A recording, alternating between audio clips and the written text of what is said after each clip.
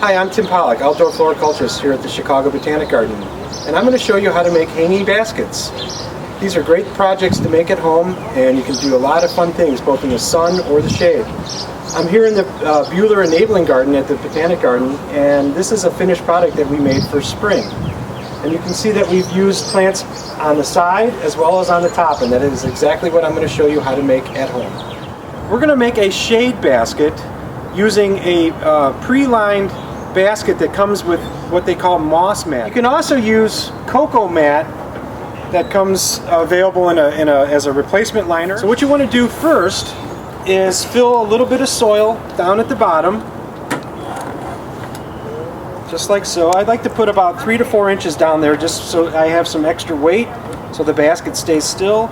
A couple things that you should have doing this is some long-handled scissors and, if you can, a little pair of pruning shears. Cut a piece of plastic, and you're going to use this as a sleeve to protect the plant. What you want to do is make a small slit or hole into the side of the basket. And rather than starting down at the bottom, I like to go about 1/3 of the way up. And again, all you want to do is make a slit so that we can fit the plant through that hole there. You don't want to remove any of the material. And then you're going to take some plants, and again, we're using some shade plants, and you take that piece of plastic that I have, and you're going to take it out of the pot, like so. If the plant happens to be root bound, you can tease those roots a little bit just by pinching the sides of them just like that. These ones aren't too bad. And you're going to wrap the plastic around the plant like so that your hand can hold the root ball, just like that. And then you're going to find that hole, and you're going to guide the plastic through the hole, and at the same time you're kind of pushing from the inside to get that plant. Keep your holes small. It should be a tight fit, because you don't want to lose the soil after you've got your plant. And there's your plant coming through. Now, this is a begonia, and begonias are a little more tender, so you might have some damaged leaves, and that's what we want to use these little pruners to clean off the leaves. And in another couple weeks, that will grow right out of it, and everything will be just fine.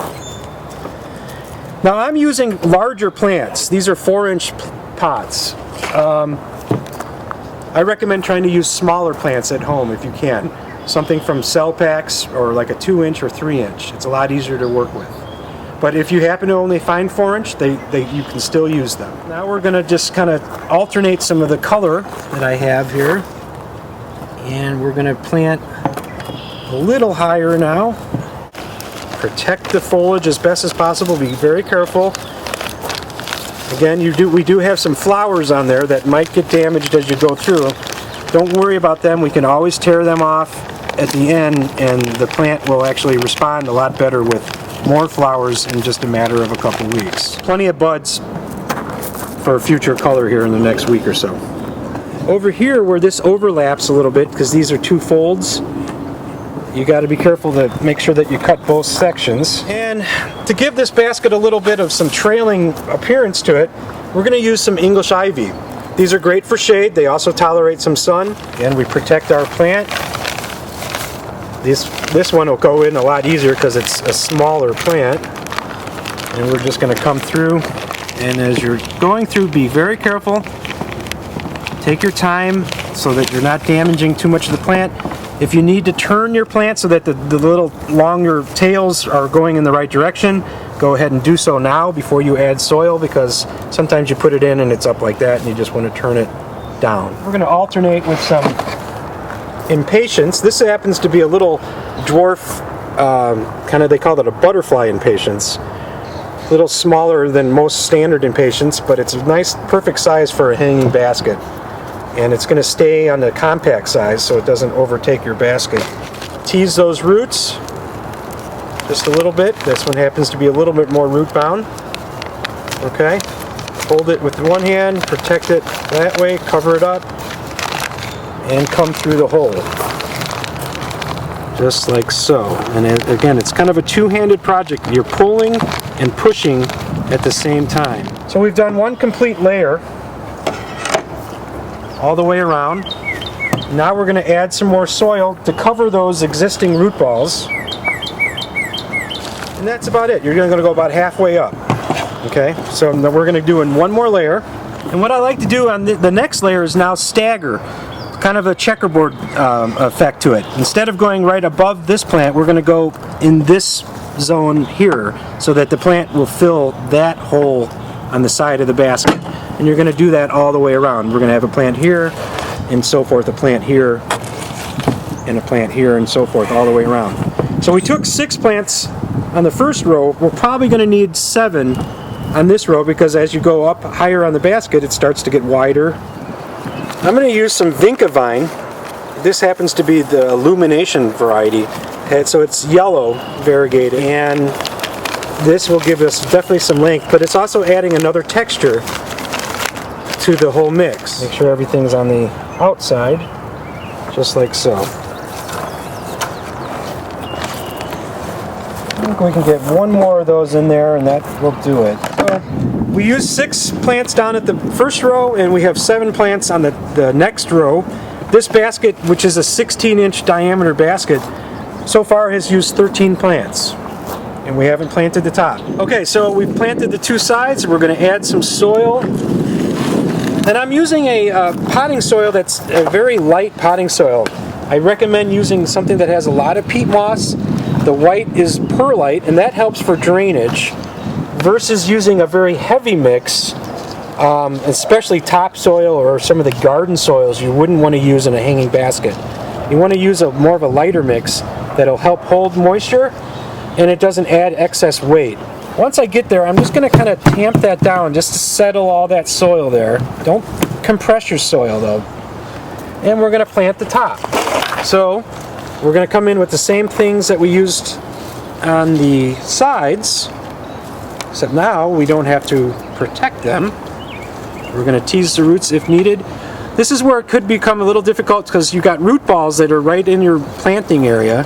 So kind of feel around, see where those root balls are from the row right below there, and fit your plants in and around those. And again, as we go around, I'm going to add some of the trailing look to these baskets.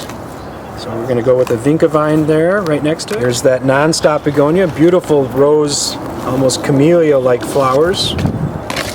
Love those plants. They come in a lot of different colors. You can make your basket like this at home, but you can also buy pre-made baskets, especially coming up here at the Chicago Botanic Garden at our Blooming Festival. And you can also buy the individual plants, so you have a lot of good choices to go with. I think it's fun to make it yourself. It really takes it the next level and something to be proud of. So we're going to mix in some ivy. So we're just kind of randomly just going to put these, this is that impatiens again with that lavender color flower. I'm going to come in just looking at it, what we have, kind of just make sure that everything is all covered up. I'm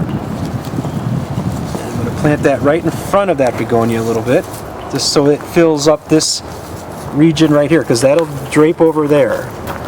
So I was looking for something to kind of cascade out or spill out over the edge, and the Vinca vine will serve its purpose just fine. So we're done planting because I want to leave some room for those plants to grow nice and comfortable. I tend, when you're making your baskets, you want to give the plants some room to grow versus overplanting. Because if you start to overplanting, you might end up with, for one, watering issues, but also some disease issues could pop up later on in the summer because there's not enough air movement around the plants. So allow some room for all of the plants to grow and fill in. Make sure you're not caught on any of the plants.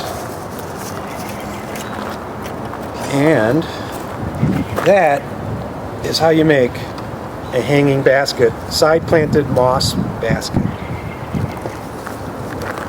Beautiful.